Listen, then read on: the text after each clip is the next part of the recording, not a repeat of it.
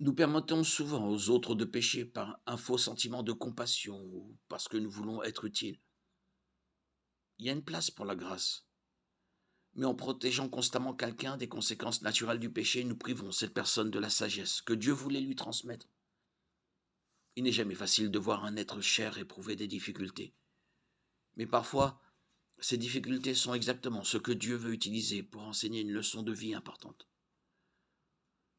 Tout comme les autres ont la liberté de faire leur propre choix, nous avons aussi la liberté de choisir, et nous pouvons choisir de ne pas participer au péché des autres. Souvent, nous nous laissons entraîner dans le péché de quelqu'un d'autre parce que nous craignons de perdre une relation. Ce faisant, nous permettons à cette personne de prendre la place de Dieu dans notre cœur. Lorsque le désir de quelqu'un d'autre prend la place sur le désir de Dieu, nous glissons dans l'idolâtrie, car tu ne te prosterneras pas devant un autre Dieu, car l'Éternel, dont le nom est jaloux, est un Dieu jaloux. Exode 34, 14, 23.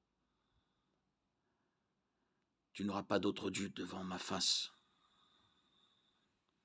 Nous pouvons éviter de permettre le péché de quelqu'un d'autre en prenant une décision finale sur la personne qui dirigera notre vie.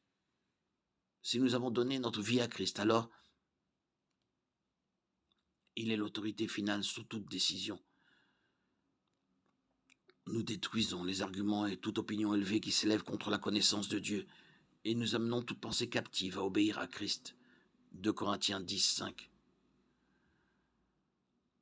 Mais Pierre et les apôtres répondirent, il faut obéir à Dieu plutôt qu'aux hommes. Actes 5, 29. Si Jésus ne rendait pas plus facile à une personne de pécher, alors nous ne devrions pas le faire non plus.